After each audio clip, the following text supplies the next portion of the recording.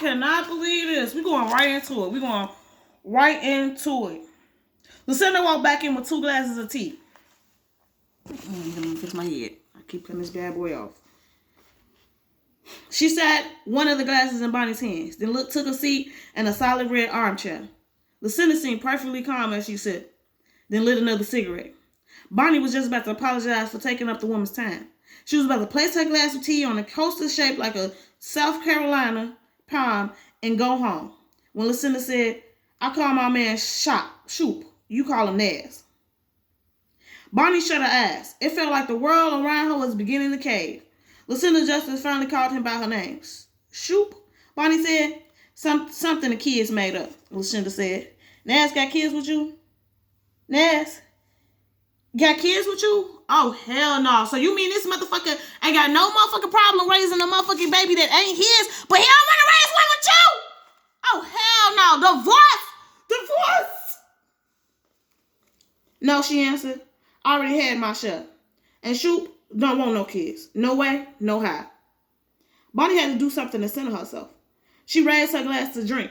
The shaking in her hand caused the ass to clink repeatedly against the sash. The tea tasted sweet, but not overly sweet. And like her own, just had a touch of lemon. Never mint. This was all too much. Naz was here. He was in this house with this woman. Shoop liked the freedom of being without kids, Lucinda went on. Her tone was casual, as if talking to her man's wife was an everyday occurrence. Most of mine are already grown. Desmond is 19. He from my first marriage. Troy is 18. He from a second. And Tammy is 14. Her daddy live in North Carolina. This... I don't know if you've been reading. She could have been adopting her baby. And this nigga over... Oh, my God. What? 3 children, 3 babies, Bonnie asked. Babies are a blessing, however they get here. Without much effect, Lucinda managed to put Bonnie's hasty attitude in place. No kids for my marriage with Soup, though, Lucinda went on. Marriage? It's not like yours, Lucinda acknowledged. You got his real name. But about a year ago, we stood up in front of each other in our Sunday clothes and everything. Shoe gave me a name, Justice. Mr. and Mrs. Justice are we. She said, oh, and he married this chick. Oh my God. Bonnie thought back to the day that Naz wore a suit home from a weekend trip. He said he had worshiped with Jackie Robinson so many lives. I figured Justice was his mama's basket name or something, Lucinda went on. It was the baseball players called him, Bonnie said. Baseball players?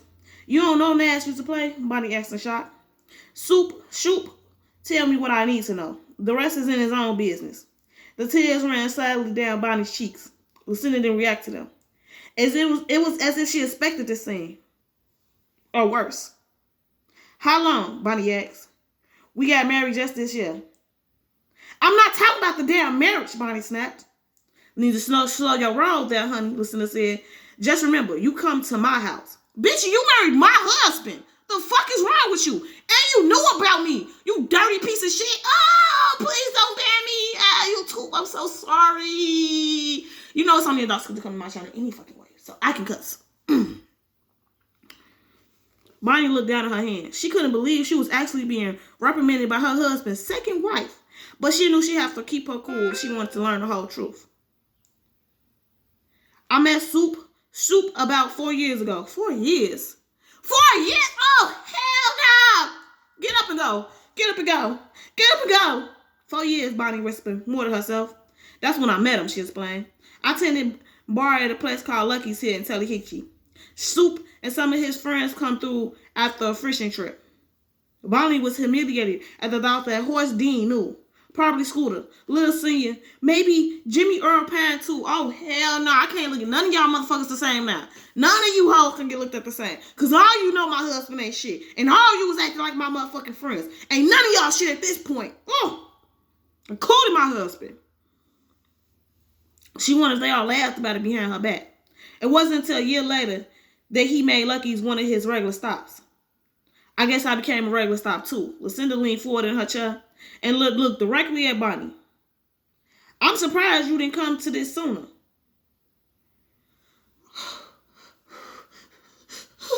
Tweets don't faint. Tweets, you better not follow the fucking flow. I swear to God, you never edit that shit out the fucking videos. Which I don't want to know that the shock got to me. The shock, the audacity, the appeal, the appall, the whoa, the tears, the unrealness, the death. Where I'm from, Bonnie explained, a woman believes her husband. We assume them to be honorable and true. And that's the problem. Maybe that's the problem. Maybe somebody can explain to us why niggas ain't used to as honored, as truthful as they used to be back in the day. Because if you think about it, that's the reason why we got half the shit we doing. Because these young girls is brought up to never trust a man, because a man ain't gonna do nothing but lie and end up with a motherfucking double family. You hearing this shit?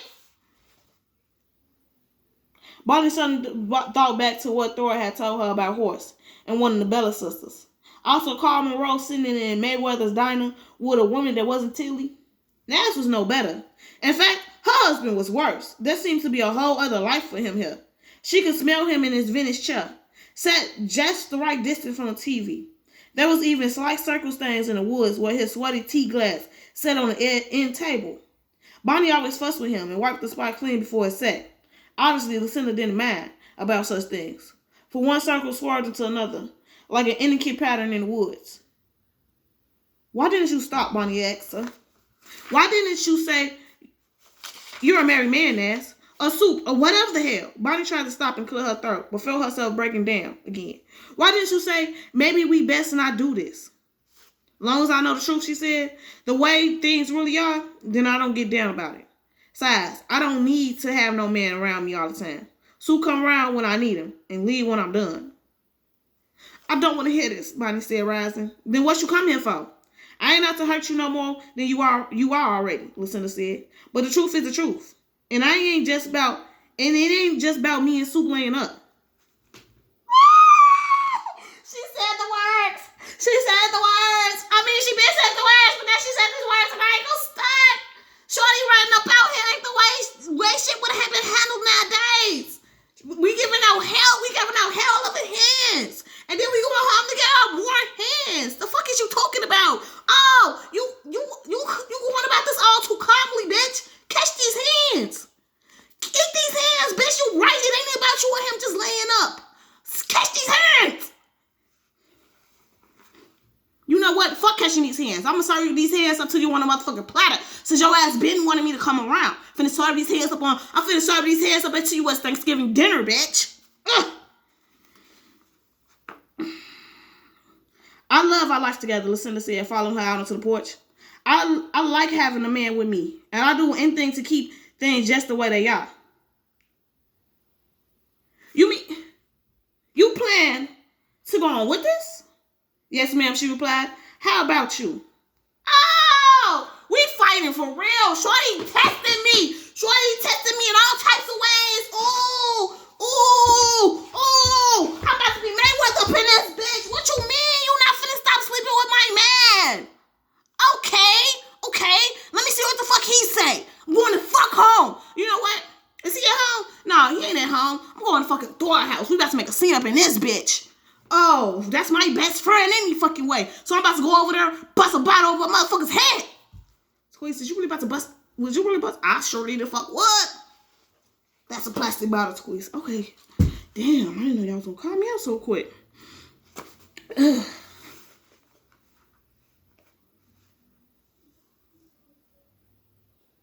How dare you, Bonnie whispered. How dare you? She ran to her car. I don't see why we gotta change things, Lucinda called. Cause now I know, Bonnie yelled back. You always knew. Lucinda was wrong. Everything she assumed to be true was a lie. The life she thought she had was over. And she hated Lucinda's justice. She hated her redness, her strength, that damn Marilyn Monroe mold. She hated that Lucinda had 3 babies from 3 daddies. For a Christian woman like herself, that meant Lucinda was a whore. But it also meant she could probably do things for Naz that Bonnie couldn't possibly imagine. Bonnie had to steady her hands to turn on the ignition. Then she stepped on the gas and sped away from this house, the Justice House. She drove through the town of Tallahatchie. She drove in the dark with no idea where she was going until somehow she found herself at the back entrance to a small covered bridge. Bonnie peered out her window at the pond below. The bridge creaked in the wind. A half moon glistened against the water. Bonnie made it across and stopped where the water met with the dusty road, and she cried. She cried for her marriage, or what she thought was a marriage. She cried for the deceit, the betrayal, and the lies.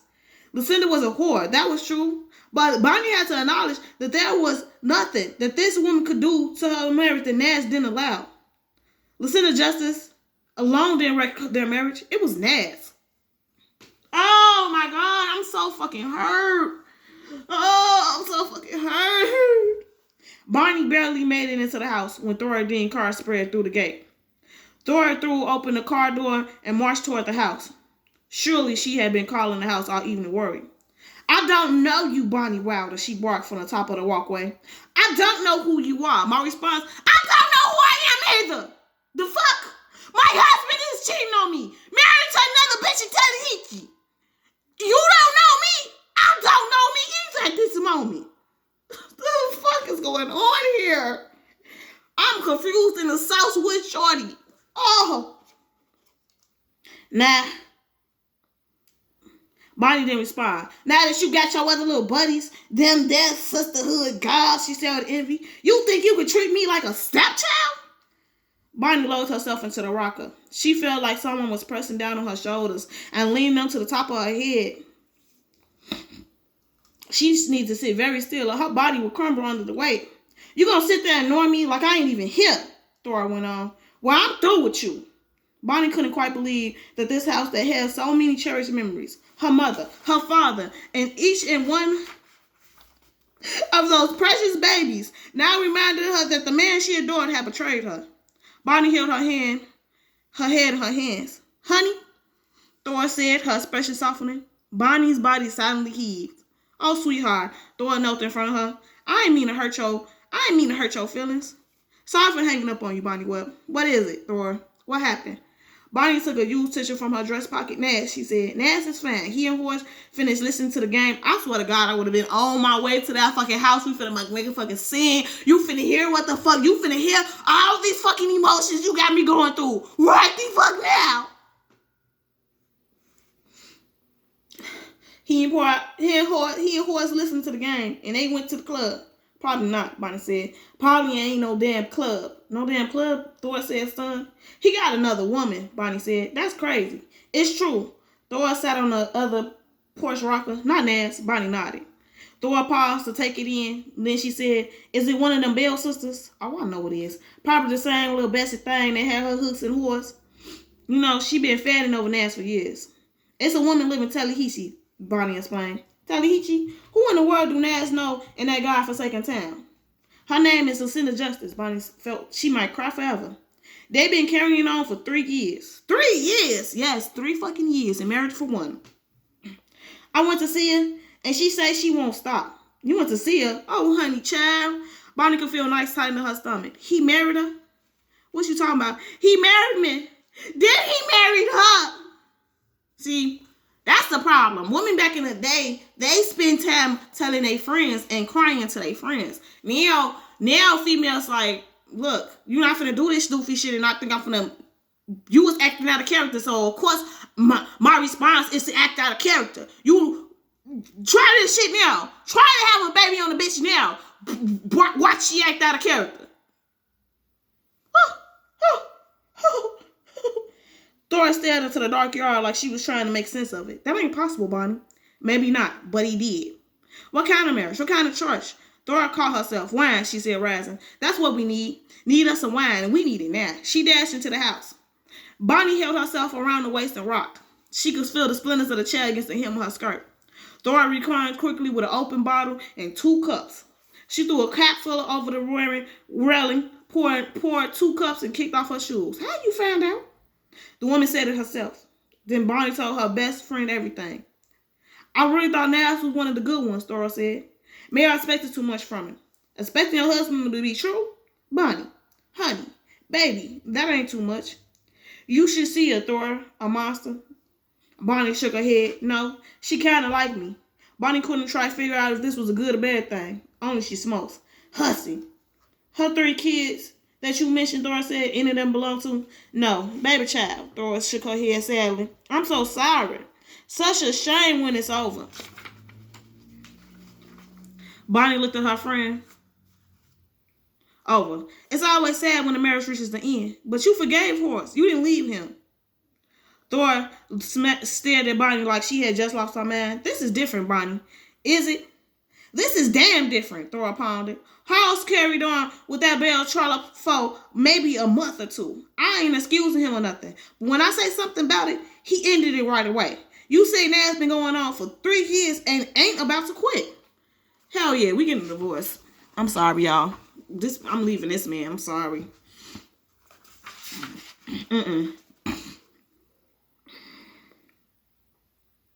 I don't know that, Bonnie defended. I ain't talked to Nash yet. He married this woman, Bonnie. True. He married her, so clearly he ain't thinking about leaving her. Bonnie sucked in an outburst of tears. But he always had room enough for me, she cried. You stop it, Thora said. Yeah, you stop that talk, right? He always come home with lots of love. I never felt slighted. I'm about to slap your damn face in, Thora said, her eyes filled with helpless anger. Bonnie sobbed out loud. Girl, I'm gonna say cry, girl, cry.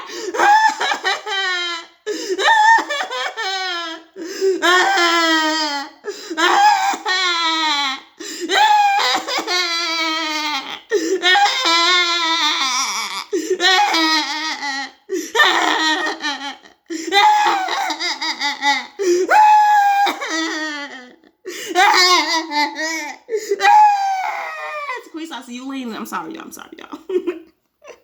Y'all, nah, I knew I was about to go to the floor, y'all. No, I was about to go to the floor. We ugly crying. Thora held her. The one thing I always admired about you, Thora said, is your dignity. Don't you dare lose it now. Thora held her tighter. You know what you gotta do, Bonnie. Gotta send that man on his way. He married another woman. Thora's words felt like lashes of fire against Bonnie's skin. Maybe this was why she hadn't told Thora her feels before. She knew her friend would shake her silly and tell her what a damn fool she was. And for the rest of the evening, Thora Dean did just that. For a moment, he simply stared at his suitcase sitting on the porch. At first, his expression was blank, but then Bonnie saw his predicaments pass over his face. The question, the possibility, then the realization. He hurried up the porch steps and into the living room. Bonnie sat on the sofa in her bedclothes. What the hell is that? He asked, pointing outside. Your suitcase? I know it's my damn suitcase, he snapped. What the hell is it doing? 3 years? Nash stood over her. What are you talking about? Don't treat me like I'm stupid, she yelled. Don't you dare do that, Nash Wilder. He pressed his eyes closed, then paused before he said, ain't as simple as that, Bonita. Don't you call me that, she yelled. Don't speak my name. God damn it, Bonnie, he whined. That wasn't the response she expected. As his wife had brought up some sort of inconvenience, Bonnie, growing rage, gave her the confidence she needed to get her through this. I was going to talk to you about Lucinda, he said, but it ain't easy, he stuttered. Talking about another woman. Must be even harder talking about another wife, Bonnie said. Ain't really no wife, he insisted. Ain't nothing but some make-believe stuff. You my real wife, Bonnie. You the woman I married in the church. It don't fucking matter. I don't give a fuck if you gave this bitch a fake name. I don't give a fuck if you ain't really married. You made this bitch believe that was a fucking possibility. And oh, hell no, Squeeze. Calm down. Calm the fuck down. You all up in it. You invested. You upset. You mad. You wild. This shit is crazy. Oh my fucking God. Bonnie couldn't believe what she was hearing. The Nash she knew could never do this. He honored her, and loved their life. This Nash made no sense at all. 3 years you been with this woman, Bonnie said. You come home to me for 3 years with Lucinda in your clothes, in your skin, she cried. I guess after a while I was so used to her smell, I thought it was your own. Like I said, it ain't that simple. Come on, Bonnie. Nash sat beside her on the couch and took her hands.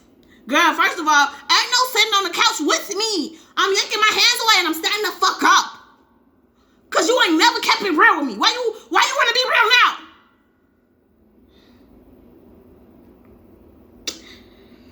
She yanked away.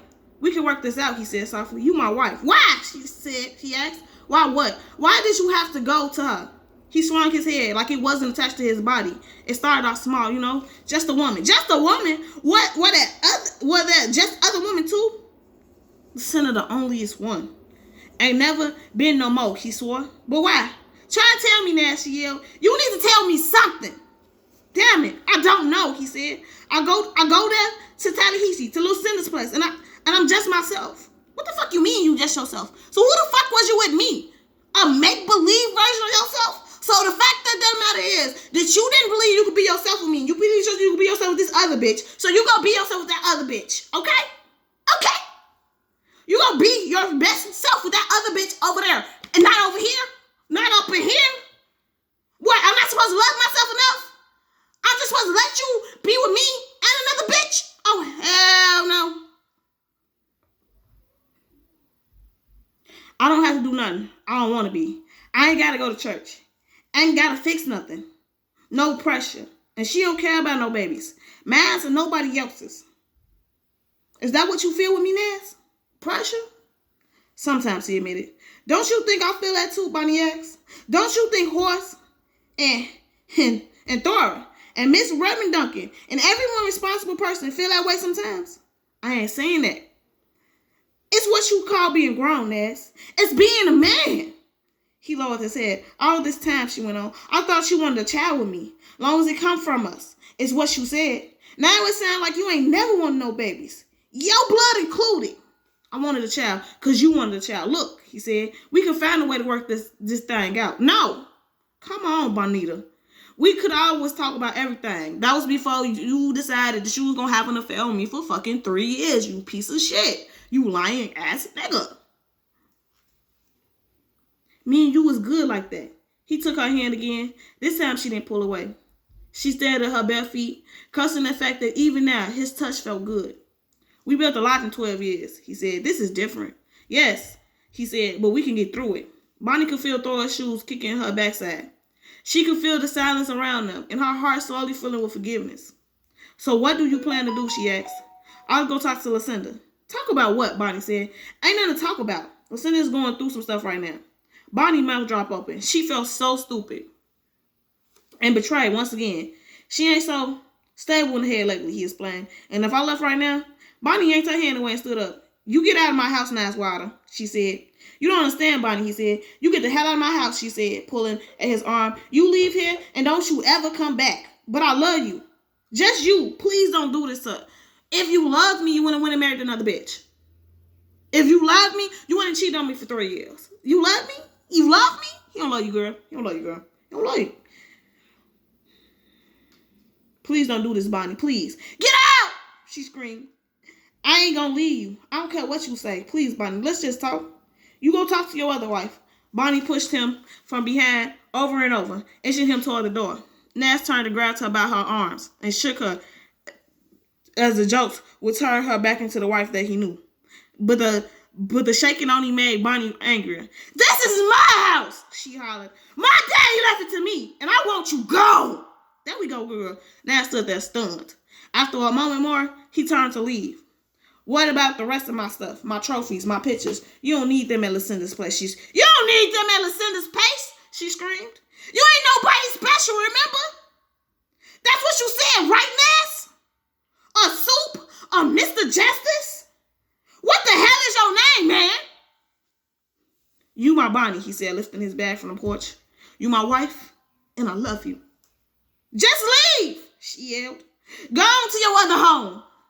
Bonnie stood screaming from the porch as Naz threw his bag in the back of the pickup.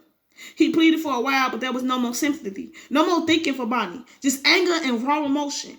Even when Naz's truck pulled away, Bonnie was still screaming, her robe splashed with her own spitting tears. She held onto the porch railing and screamed after Naz was gone. Bonnie yelled and cried until she had no energy, no spirit, and no voice. Damn. Damn. Damn. Damn. How you doing like that? How you feeling like that?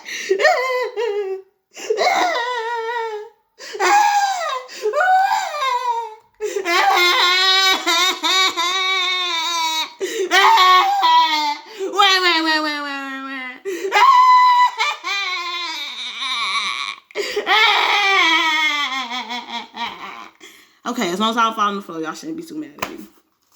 Oh my God. Oh,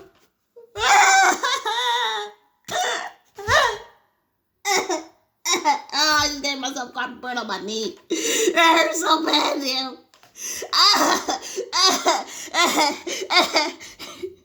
Y'all like to squeeze. You keep fucking up, you gonna make them tears be real. Y'all is not playing with me. That did hurt. I think those last tears that I cried when I was on the floor were real fucking tears, y'all. Oh, oh, oh. That hurts so bad. I just gave myself a carpet burn on my motherfucking knee. Oh my God, pause. Y'all know I'ma just go ahead and the pain in my knee. Oh my goodness. Dude, let me see something. Let me see something. We're 14 now. It's 20 chapters, 15, 16.